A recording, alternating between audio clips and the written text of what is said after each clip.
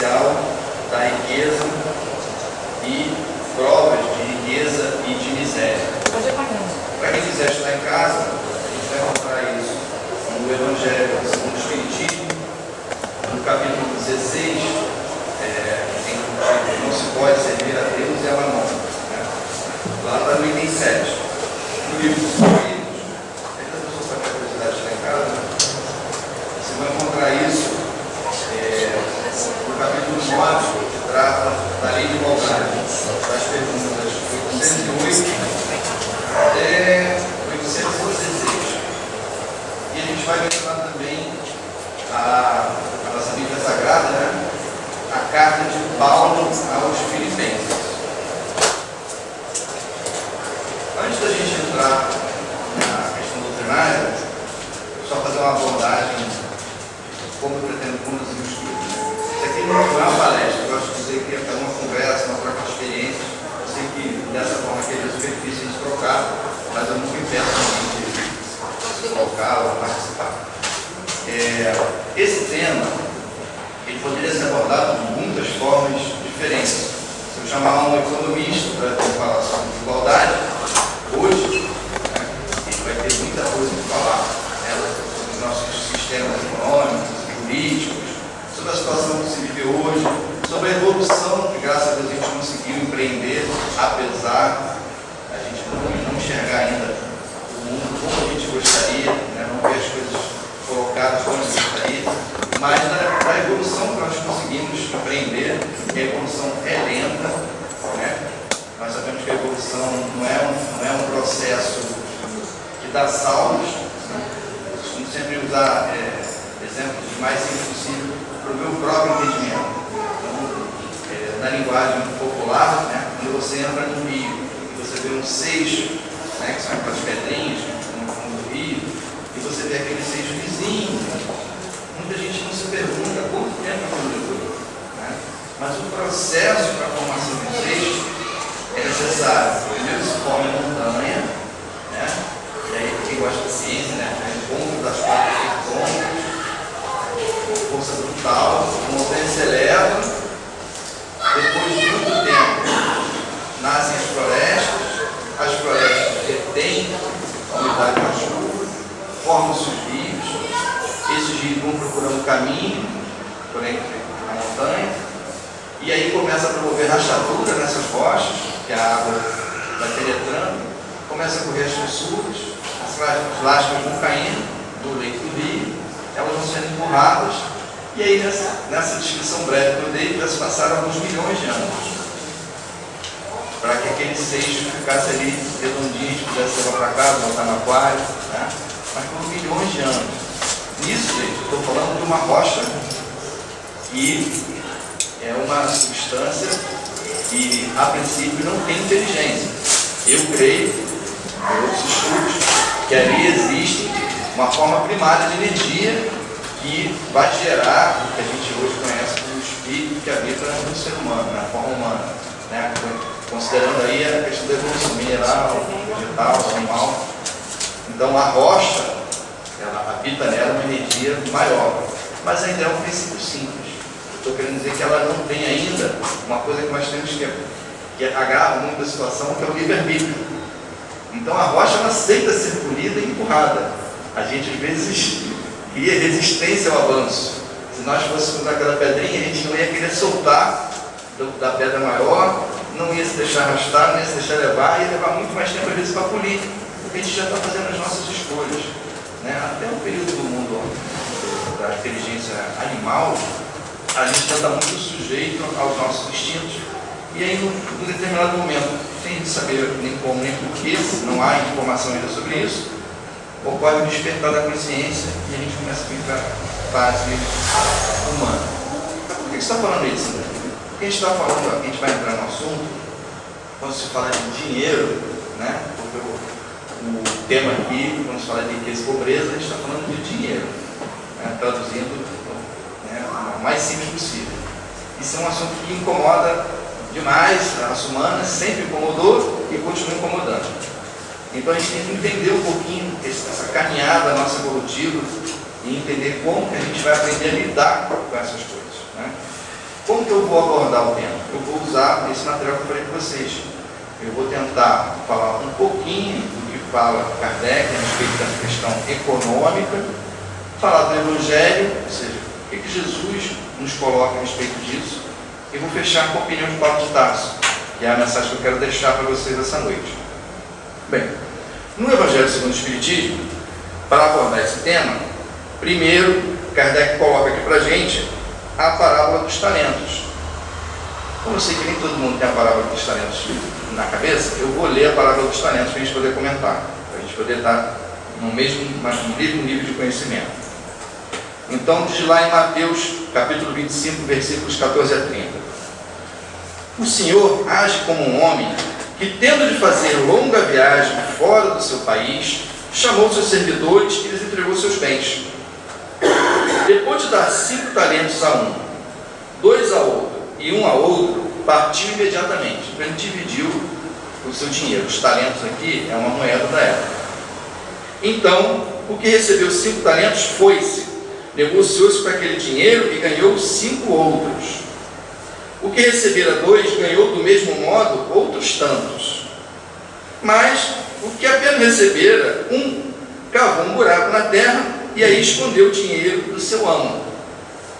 Passado longo tempo, o amo daqueles servidores voltou e os chamou às contas. Veio que recebera 5 talentos, ele apresentou outros 5, dizendo: Senhor, entregaste-me 5 talentos, aqui estão, além desses, mais 5 que ganhei.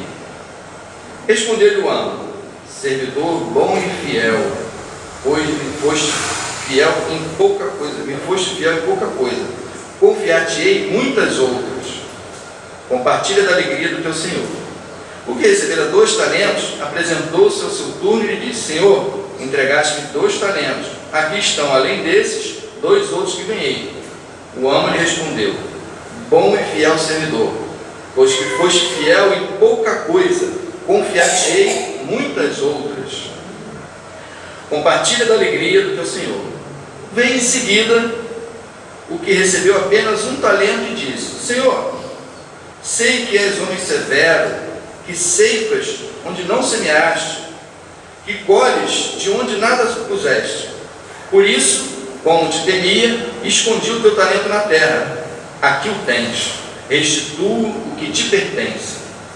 O homem, porém, lhe respondeu: servidor mau e preguiçoso, se sabias que ceifo onde não semeei e que colho onde nada pus, devias pôr o meu dinheiro nas mãos dos banqueiros, a fim de que, regressando, eu retirasse com juros o que me pertence.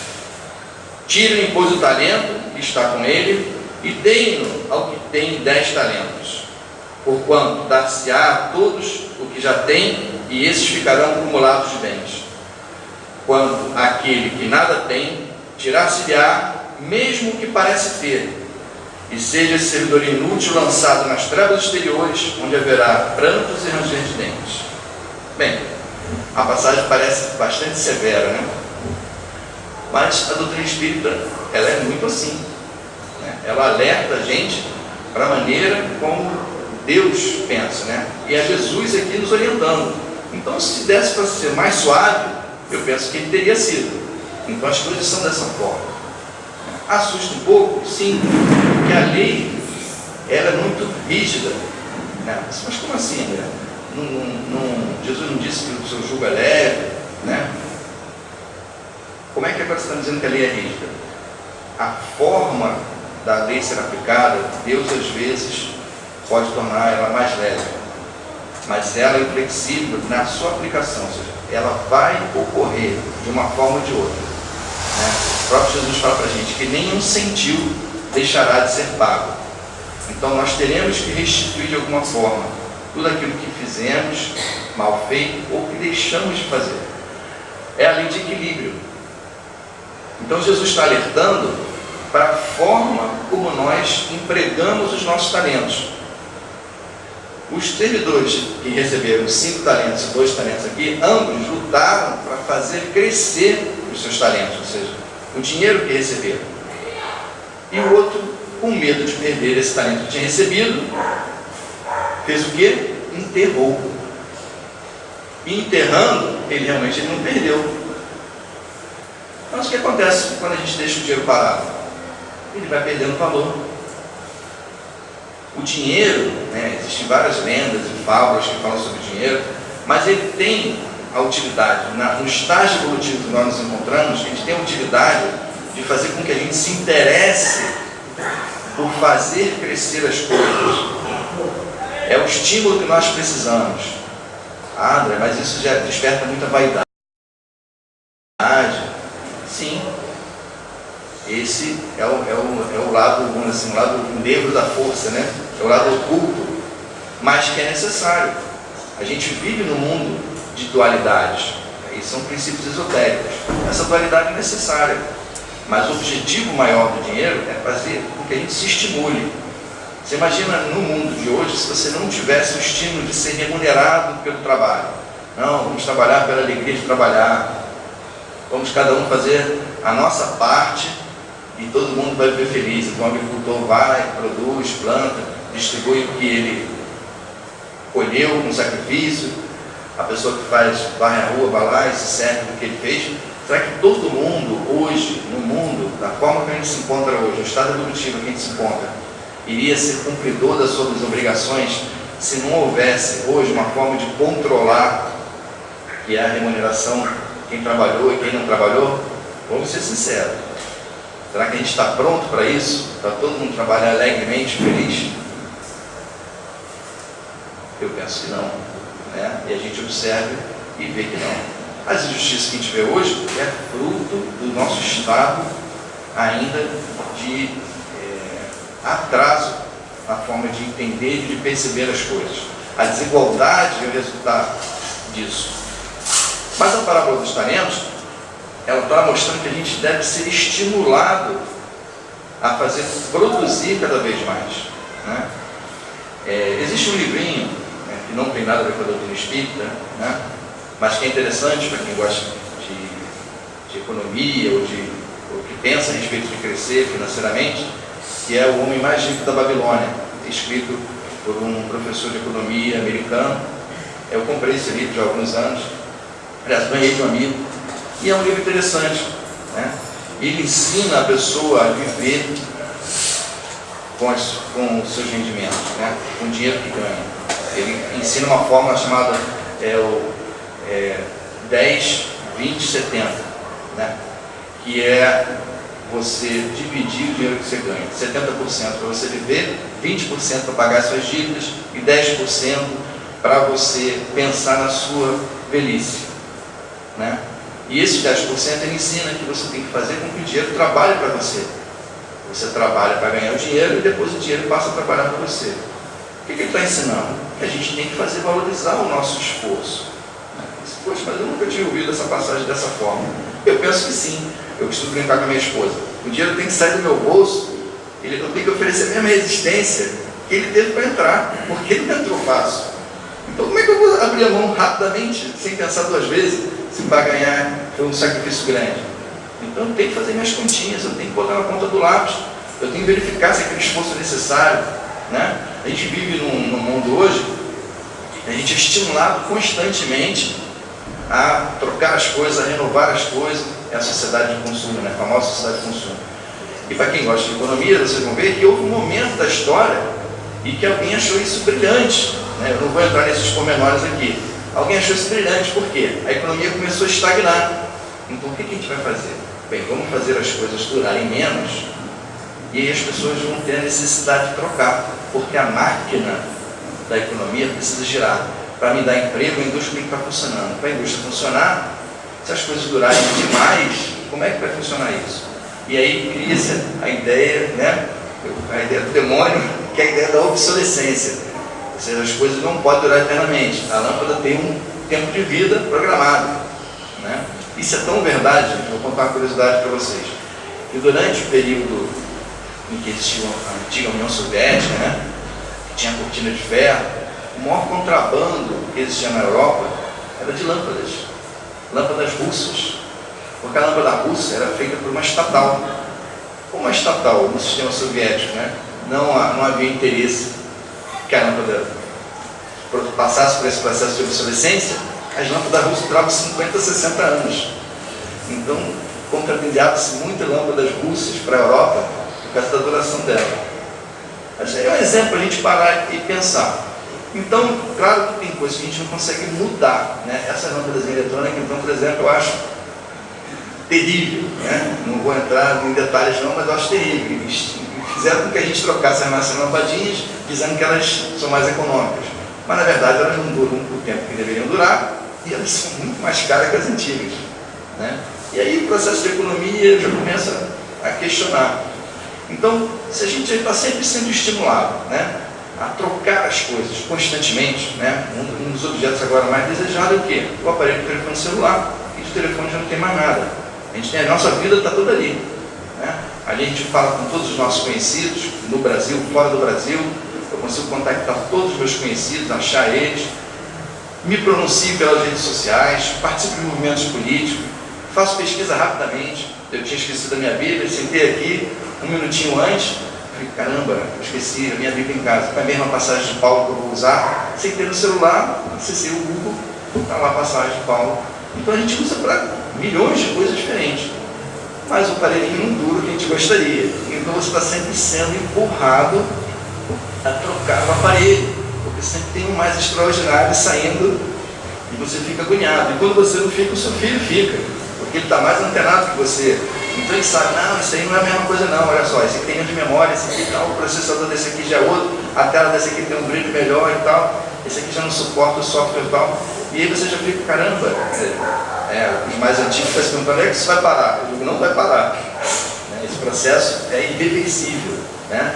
É o processo mesmo de evolução tecnológica que faz parte, do meu modo de ver, da preparação de um mundo melhor. Não é a única coisa, né? A gente sabe que só isso não resolve, pelo contrário, né? As asas da evolução são duas, né? A asa moral e a asa intelectual, né? A gente está indo bem na intelectual, mas a asa moral não está acompanhando muito bem. E esse processo econômico faz parte disso. Então, claro que eu não nego, aliás, eu ojerizo a injustiça que a gente vive hoje, a desigualdade que a gente vive hoje, né? O problema maior hoje de desigualdade é o quê? A desigualdade nas oportunidades. Porque se nós tivéssemos igualdade de oportunidades, as pessoas teriam menos do que se queixar. Porque aí a igualdade plena, a gente vai ver que não existe nunca. O próprio Livro dos Espíritos fala sobre isso. A gente nasce na mesma família, recebe as mesmas condições, as mesmas oportunidades e somos diferentes. Pessoas com a mesma idade, aparentemente as mesmas aptidões, não são iguais. Você pega 1000 atletas da mesma faixa etária, da mesma etnia, e bota todos eles para correr 100 metros, eles não vão correr igual, né? Seja por aspecto psicológico, seja porque cada um é mais perseverante que o outro, seja porque cada um tem uma compleição física diferente, iguais nós não somos. Mas, obviamente, que nós temos oportunidades mais iguais, essa desigualdade vai diminuindo. Que a gente vive hoje no mundo. Essa desigualdade tem diminuído. E também a questão da oportunidade, para você enxergar o talento. Por sermos muito diferentes, temos talentos muito diferentes. Quando a gente cria essas formas que nós temos hoje em dia, no próprio sistema educacional, né, durante muito tempo, as carreiras eram aqueles bloquinhos. Né? O que você vai ser? Médico, engenheiro, contador? Se a pessoa quisesse fazer uma coisa muito diferente, né, ficava uma situação muito complicada. Então eu vou para o nível técnico. Mas, na verdade, a pessoa tem que poder ter condições de viver independente da profissão que ele tenha. Todos deveriam ser melhor remunerados, ou mais justamente remunerados. Esse é um problema que no nosso estudo a gente não vai conseguir resolver. O nosso estudo, ele está tentando trabalhar como lidar com essas situações. Então vamos lá.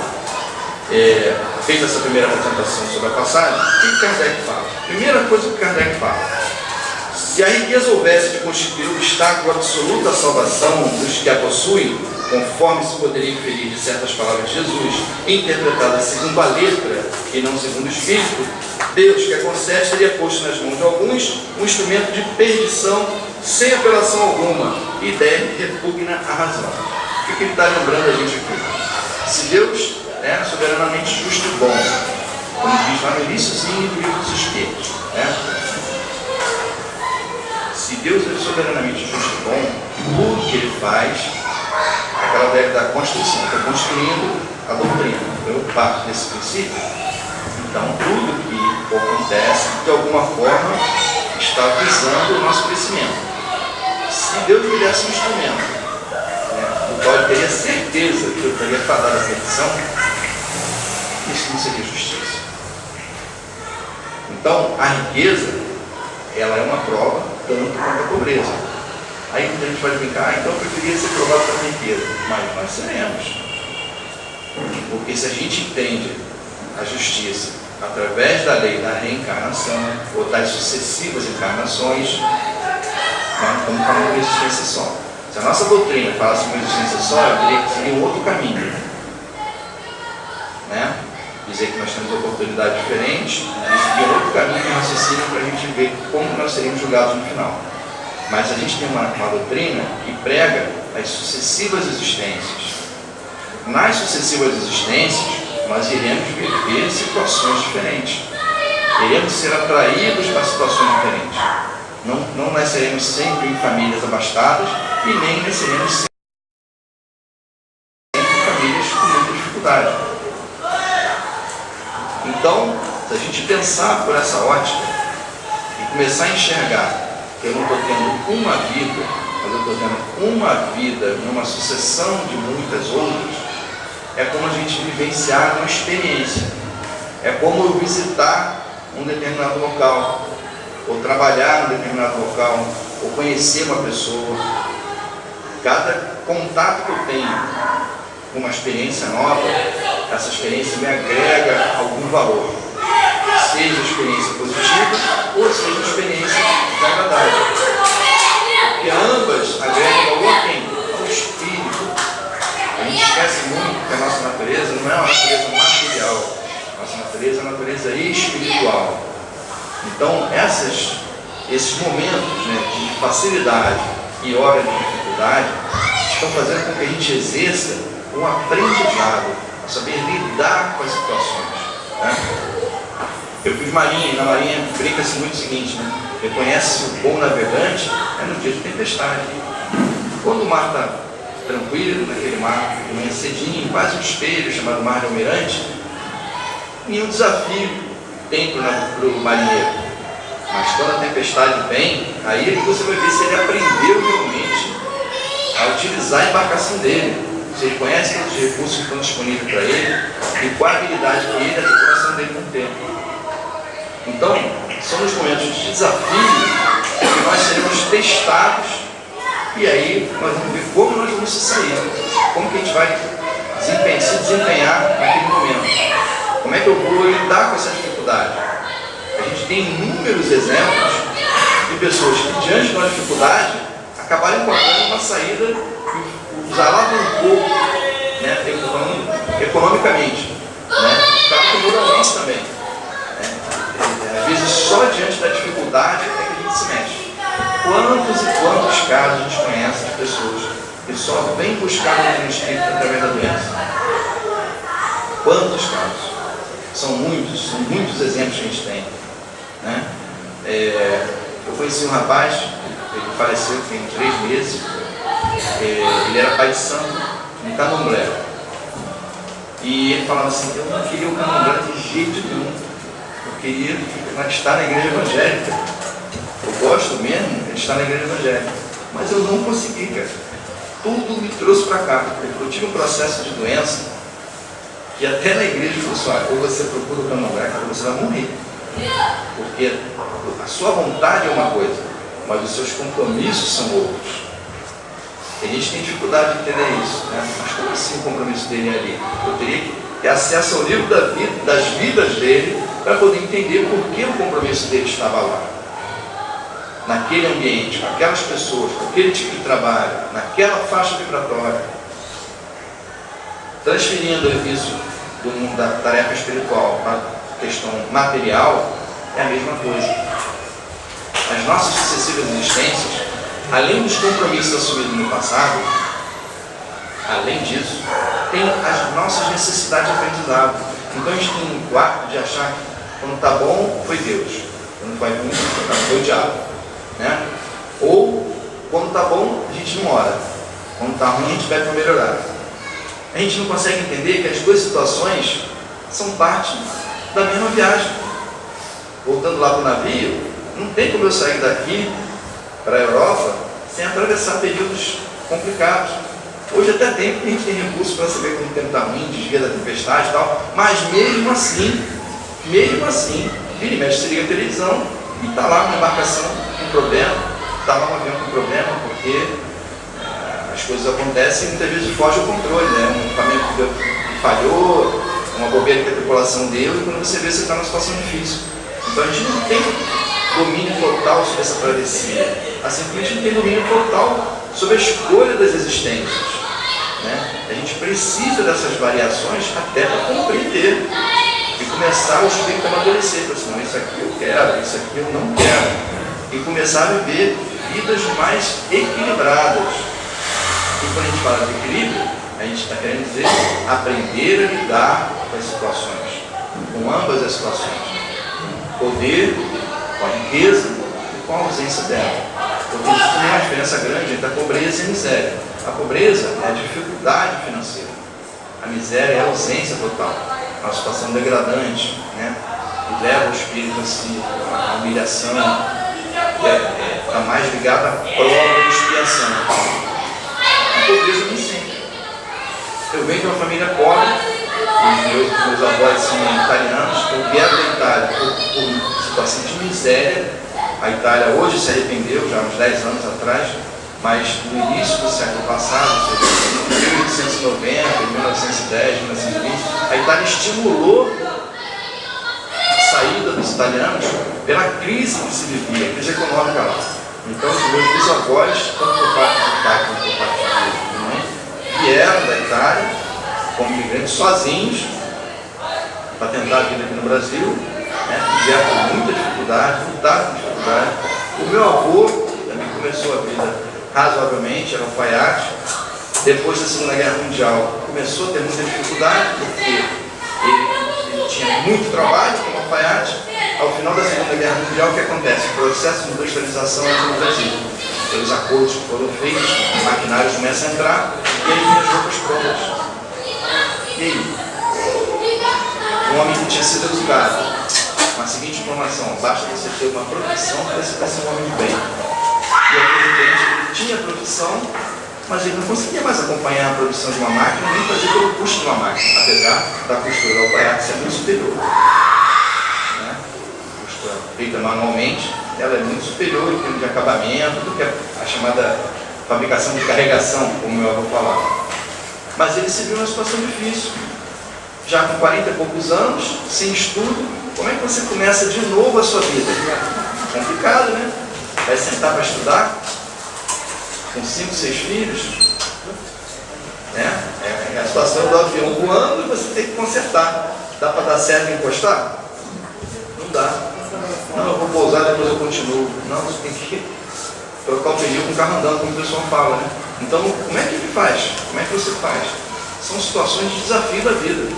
E esse meu avô, ele encarnou dizendo sempre, ele falava isso pra gente, pros netos, né? Já no final, ele tinha dificuldade com a velhice, ele tinha tantas mesmas coisas, ele falava assim: eu vou nascer com o livro na mão, vocês vão ver. Eu vou nascer com o livro na mão. Então já vou sair da barriga da minha mãe lendo. Estuda, ele fala: estuda, senão vai virar burro sem rabo. Para quem não sabe o que é burro sem rabo, são essas pessoas que puxam a carrocinha na cidade antigamente. Isso era muito comum, e aí era aquela situação de mostrar que a pessoa não teve condição e tal. Tem gente que se sentia humilhado, até porque a sociedade cobrava muito alto esse preço, né? Então, estuda. Meu avô brigava muito com a gente para estudar, cobrava isso muito da gente e falava isso. Então ele estava querendo dizer o seguinte: eu não quero ter que passar por isso de novo. Não que o estudo vai me dar condições plenas de fazer tudo, né? Mas ele te abre algumas portas, te dá mais liberdade de quê? De escolher. Lembra que a gente estava falando das oportunidades, igualdade de oportunidade? Quando eu estudo, eu crio essas oportunidades. Quando eu não tenho condição, fica muito mais difícil, né? Então, continuando aqui com a vida com a orientação de Kardec, né? Sobre os meios de ganhar a vida eterna, aí palavra de Jesus: desfaze-te de todos os teus bens e segue, não pretendeu de certo estabelecer como princípio absoluto que cada um deva despojar-se do que possui e que a salvação só a esse preço obtém, mas apenas mostrar que o apego aos bens terrenos é um obstáculo à salvação. Aí eu lembrei de São Francisco de Assis, foi cantada a música de São Francisco, né? São Francisco, quando começa a missão dele mesmo, o marco do início da missão dele, é justamente ele se desfazer da roupa que ele estava vestindo, ele entrega ao pai dele e ele sai nu. E era de uma família abastada.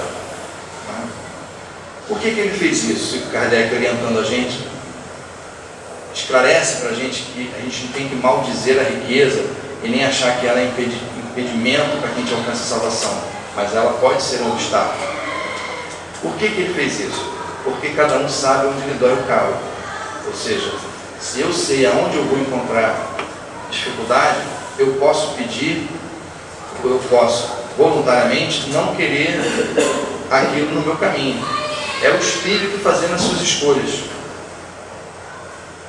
Então ele sabia, de alguma forma, que a riqueza que o pai dele tinha e o dinheiro que ele ia ter ia afastar ele do caminho que ele estava buscando. É uma decisão consciente do Espírito. Ele sabia que ele precisava passar por esse processo para que ele alcançasse o que ele estava buscando, que era uma busca espiritual muito severa. Então era um espírito que estava num momento que ele estava fazendo uma busca muito profunda. E não é o caso da maioria de nós. Nós ainda estamos naquela caminhada de aprender a exercer as duas coisas com moderação. O que eu estou querendo dizer com isso? Vou dar um outro exemplo para tentar me fazer entender. Eu tive um professor de yoga, uma vez começou a aula muito aborrecido, e eu achei estranho, porque ele era sempre um cara sereno. Ele tinha acabado de conversar com uma pessoa que buscou orientação dele, e disse que ia morar no interior, que ele precisava de uma vida mais tranquila. E ele sabiamente falou assim: olha, a vida mais tranquila não está no interior, está no seu interior. E a pessoa se aborreceu. E ele começou a aula falando assim: vocês estão pensando que vocês vão sair daqui, acostumado ao centro da cidade, agitação, barulho, falatório, pega o telefone e você consegue tudo, e vai morar na cidadezinha interior e vai ficar tranquilo porque foi para a cidadezinha interior? Vocês vão ficar pirados. E vão chegar lá e vão sentir falta de um monte de coisa. Porque estar naquele ambiente, quem nasceu lá é uma coisa. Quem quer ir para lá, que faça uma transição. Vou dar um outro exemplo. Um primo meu, que desenvolveu o processo de bipolaridade, e recebeu um conselho do médico dele: olha, procure uma vida mais saudável, tal, mais junto ao campo. Aí ele falou comigo: não, eu vou comprar um terreno, eu tenho que mexer com a terra e tal, não sei o quê.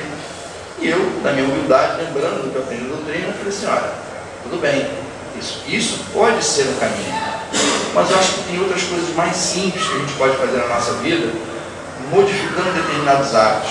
Porque se eu comprar esse terreno e achar que eu só mexendo no chão, sem mudar a maneira como eu penso, vai resolver o meu problema, não vai. É um processo que é muito mais interno que externo. Não é o terreno nem a roça que vai me mudar. Então, se eu estou buscando um equilíbrio financeiro, se eu estou buscando aprender a conviver com isso, então eu tenho que exercitar esse equilíbrio. Se eu posso muito, eu tenho que ver o quanto eu preciso, que é isso que a maioria de nós não conseguiu saber ainda, né? Porque à medida que a pessoa vai ganhando mais, ela começa a ter mais também. Então, se a pessoa nunca pôde ter um carro, depois que você tem o primeiro carro, em pouco tempo, isso eu falo de experiência de vida, né? Em pouco tempo a pessoa já começa: poxa, né, esse carro não está girando muito bem, né? Ou então meu carro não tem ar-condicionado, esse carro é meio duro, né? Pô, aí começa a querer um carro mais macio, né? Um carro que ande um pouco mais, um carro que beba um pouco menos, um carro mais novo. A gente faz assim com todas as coisas. A gente não estabelece, não consegue estabelecer um parâmetro. A pessoa nunca teve nada, aí consegue comprar um barquinho. O meu sonho é ter um barquinho, mas pode ser uma coisa simples, tal, até a hora que ele consegue comprar o barquinho dele. Aí depois o barquinho está pequeno. Pô, se eu pudesse botar mais uns amigos aqui dentro para dar uma volta, né, seria melhor. Aí diz: mas tem um barco, André, que você está falando? Ué, mas você vai na marina que tem um monte de barco, né? A gente vai aqui, segue a nossa orla, vai em Guaratiba, você vê que tem muito barco, não estou falando de um absurdo. Mas a pessoa começa a querer, né, começa com um barco de 10 mil, aí fica um barco de 20, de 50, daqui a pouco ele quer uma lancha que possa fazer um percurso maior, fazer um passeio. Então a gente não estabelece limite para nada. Com quanto eu preciso para viver? Esse livro que eu falei para vocês, O Homem Mais Rico da Babilônia, o que esse professor fala, né, e aí ele pode falar, porque ele é doutor em economia, e aí eu repito o que ele diz: rico é aquela pessoa que consegue ganhar mais do que precisa para viver. Então, se eu estabelecer que eu preciso de 3 mil para viver, e eu ganho 4, eu sou rico, porque todo mês sobra 1.000. Se eu estabeleci que o meu limite é 2 mil, e eu ganho 2.500, eu sou rico, porque eu estabeleci 2. Mas ninguém vive com esse dinheiro. Eu não sei. Eu não sei. Depende do que parâmetros nós estamos falando, quantas pessoas são. A gente sabe que no Brasil isso é uma realidade muito comum. Então a riqueza ela tem a ver com o estabelecimento da meta que eu pretendo alcançar. Isso falando com o professor de economia. Então, se eu consigo ganhar mais do que eu preciso, eu já estou guardando. E foi assim que começou a riqueza no mundo. Nós éramos, nós não plantávamos e colhíamos, nós vivíamos de colheita. Nós éramos nômades e vivíamos de colheita. Então, quando a gente aprende história antiga, você fala que as primeiras sociedades, pelo menos era o que estava escrito nos livros antigos, as primeiras sociedades se formaram no Oriente Médio, lá perto dos rios Tigre e Eufrates, Então, tudo começou lá. Como? O homem descobriu que quando ele acabava de comer, as sementes que caíam brotavam. Ele começou a observar, em vez de eu ter que ficar correndo atrás dessa fruta, eu vou pegar daqui mesmo. E aí ele foi descobrindo que dava para cultivar. A partir do momento que começou a ter mais do que ele comia, veio a riqueza. A riqueza começou a gerar negociação. Eu tenho muita banana, você tem muito tomate, vamos trocar. Aí eu passava a ter banana e tomate. Aí ela planta melancia, passava a ter banana, tomate e melancia. Ele era caçador, tinha muita pele, estou com frio. O que você quer nessa pele? E aí a sociedade começa a se estabelecer e ver a riqueza. E foi a riqueza que trouxe a gente até aqui. Não foi a miséria. Se o mundo não tivesse recurso, a gente não teria chegado a lugar nenhum. Então, mal dizer a riqueza, ou olhar a riqueza dessa forma, não é um caminho muito bom. É isso que Kardec está querendo dizer a gente. A gente precisa da riqueza. Então, se eu quero ter emprego, eu tenho que ter indústrias que floresçam. Se eu quero um país melhor, o meu país tem que ser rico. Não estou falando aqui das injustiças, não estou falando do mau patrão, não estou falando do roubo, do desvio, nada disso, do salário mal pago. Estou falando de como a mecânica deve ser. Quando a gente olha para países que têm justiça social, eles também têm dinheiro, porque sem dinheiro não tem como manter uma estrutura funcional. Então a gente precisa da riqueza. Então não vai ser maldizendo a riqueza que a gente vai resolver essa questão. E nem vai tentar convencer os outros. Por isso que eu iniciei o estudo dizendo que existem muitas formas de abordar isso aqui. Eu não vou tentar convencer ninguém de que as pessoas mais pobres vão subir mais fácil ao reino dos céus. Porque isso é um discurso que prega uma coisa que a doutrina espírita não prega, que é a acomodação. A doutrina espírita prega o seguinte: eu tenho que buscar sempre fazer o que tiver ao meu alcance de melhor. Então, se eu posso crescer profissionalmente, eu tenho obrigação. Se eu nasci com a cabeça privilegiada, se eu tenho mais força, eu tenho que usar isso a favor da minha comunidade. Porque muitas vezes a riqueza que eu vou estabelecer vai ser a riqueza dos demais. Então eu preciso fazer isso florescer, eu preciso crescer.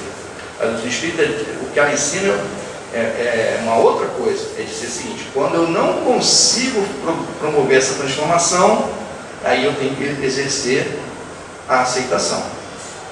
Então é mudar o que pode ser mudado e aceitar aquilo que não pode ser modificado. Mas enquanto eu não sei o limite, eu vou tentando. Você imagina o médico: não, isso não tem jeito. Não tem jeito não, ele continua pesquisando. No dia que ele aceitar que aquilo não tem jeito, ele não pesquisa mais. Isso aqui ninguém resolveu, eu também não vou resolver. Um problema de matemática, ninguém resolveu isso, então isso aqui, deixa isso para lá. Não, vai ter alguém que vai se debruçar sobre aquilo ali, e às vezes vai ficar a vida inteira debruçado sobre aquilo ali, não vai ter resultado, mas ele está aprendendo um monte de outras coisas no caminho. Então pensar em crescer é fundamental. O que não pode ser confundido com a ambição.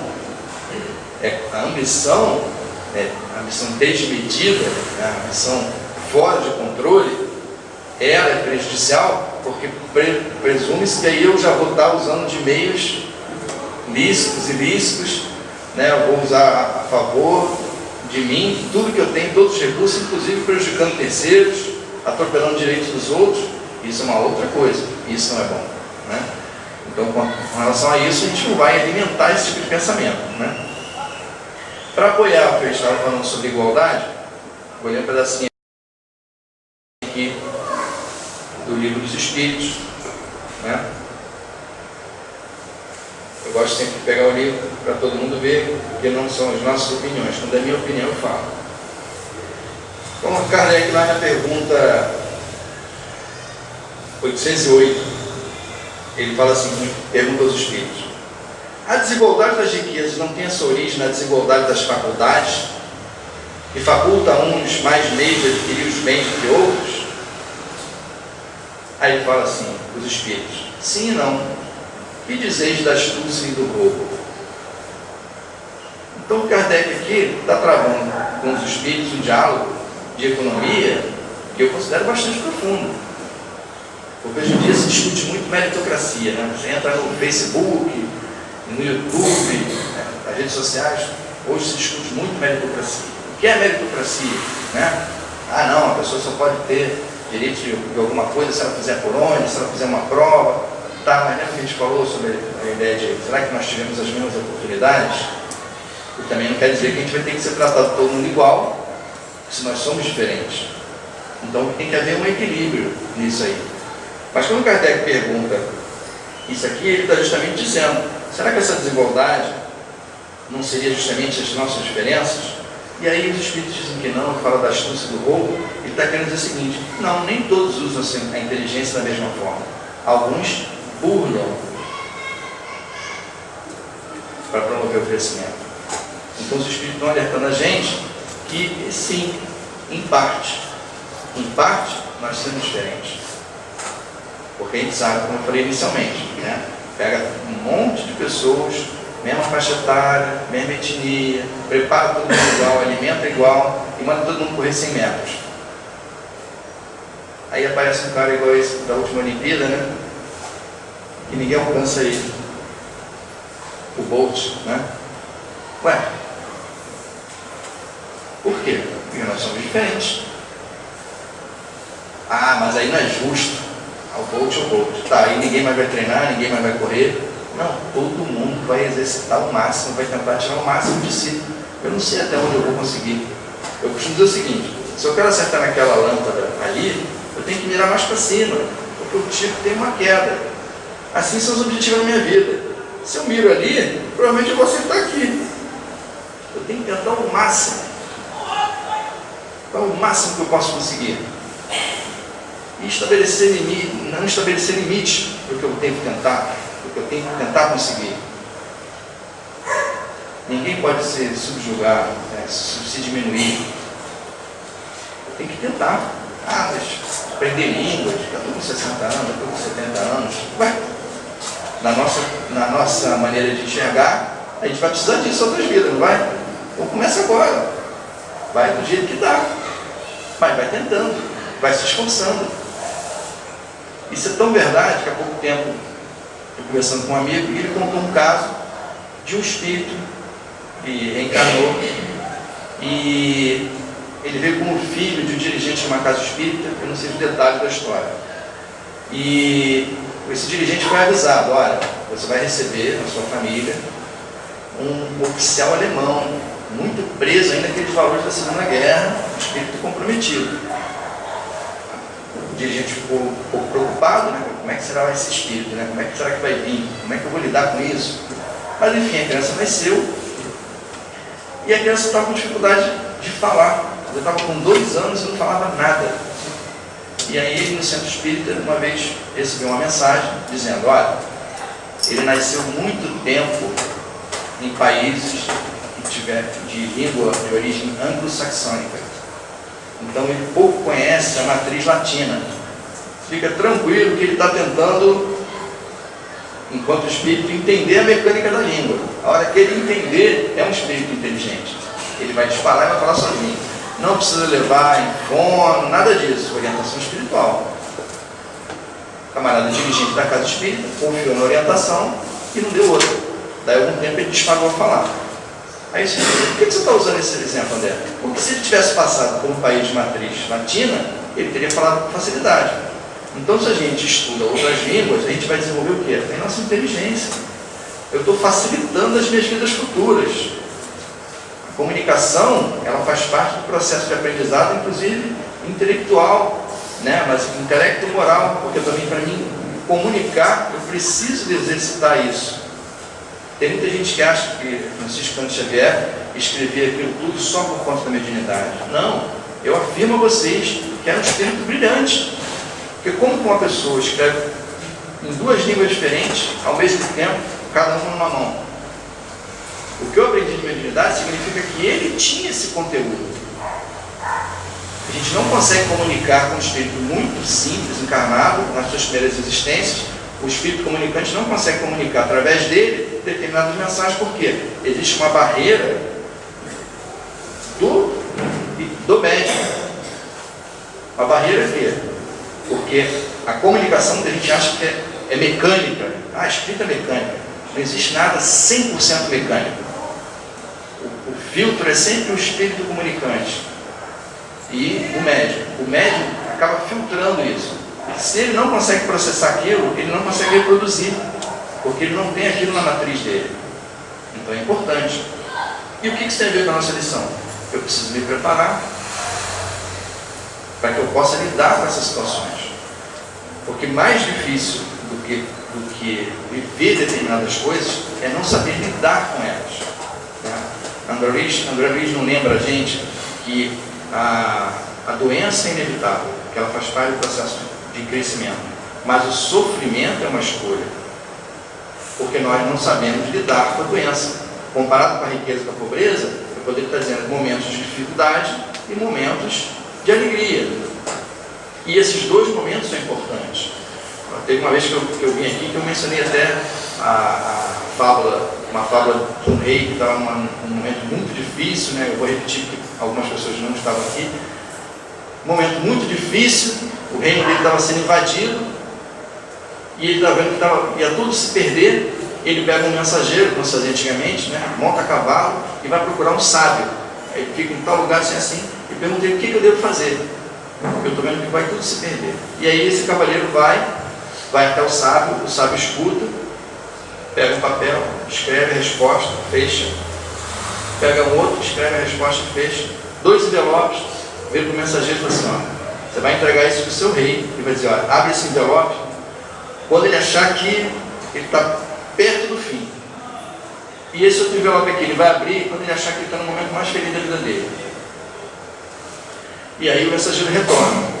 Quando o mensageiro retorna, a situação tinha piorado, eles estavam em fuga, eles se recolhem num vale, os exércitos inimigos passam, o rei não é morto, fica reunido, afastado, né, do seu reino, do seu castelo, e aí ele fala assim: cara, pior que isso não vai ficar.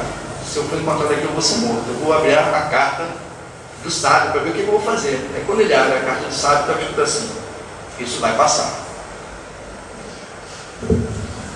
E aí ele pensa dessa forma: isso é transitório. Se é transitório, como tudo na vida não adianta eu me desesperar. Não adianta eu fazer coisas, né, que eu possa me arrepender. Eu vou tentar manter o equilíbrio. E aí ele foge, consegue reunir seu exército novamente, faz uma incursão no castelo dele, retoma o castelo e dá uma festa. No ápice da festa, as festas antigamente duravam dias, né? Ele lembra do sábio, ele diz: poxa, esse momento mais feliz da minha vida, vou abrir a segunda carta. Aí ele abre a segunda carta, quando ele abre, está escrito lá: isso também vai passar. Então ele está ensinando para a gente o quê? Que ambos os momentos são transitórios. Claro que quando a gente está com um momento difícil, parece que não acaba nunca, né? A gente fala: pô, a festa passa rápido, né? Mas a agonia demora pra caramba, né? Vai fazer um exame no hospital, uma coisa ruim, nossa, o tempo parece que não passa, né? Fica um dia internado, parece uma vida inteira ali dentro, mas é transitório. Então, isso é tão verdade, que eu vou, em razão do horário, eu vou encerrar, como falei para vocês, eu queria deixar, eu sempre gosto de deixar uma mensagem. É bom a gente apresentar o problema e uma possível solução, né? Então a gente vai falar agora da Bíblia, né? Da carta que Paulo de Tarso, né? O apóstolo dos gentios, né? O homem que eu considero que é o responsável pela sobrevivência do cristianismo, por ele ter chegado até nós. Paulo de Tarso descreve a igreja de Filipenses, né? E em 4:11, de 11 a 13, ele diz o seguinte aos seus amigos de Filipenses: não digo isso por causa da necessidade, pois já aprendi a contentar-me em toda e qualquer situação. Sei passar necessidade e também sei ter abundância. Em toda maneira e em todas as coisas aprendi tanto a ter fartura como a ter fome, tanto a ter abundância como a padecer necessidade. Posso todas as coisas naquele que me fortalece. Então Paulo lembra a gente o quê? Essas coisas que são passageiras e que a gente tem que aprender a lidar com as duas situações. E Paulo podia falar, porque Paulo vinha de uma família abastada. Ele era um doutor da lei, ele tinha uma vida boa. Depois da conversão dele a caminho de Damasco, quando ele desperta, é que a vida dele começa a mudar. E aí, quando ele se reconhece cristão, que ele percebe que ele não ia conseguir pregar do jeito que ele gostaria entre os judeus, e ele aceita sair e pregar fora daquele ambiente, ele vai ao Egito, vai a outros lugares. Por isso que ele é conhecido como apóstolo dos gentios, porque ele foi pregar para aqueles que não eram judeus. Quem quer entender melhor essa história, leia Paulo e Estevão. Emmanuel conta bem essa história. Então ele vai pregar fora daquela região.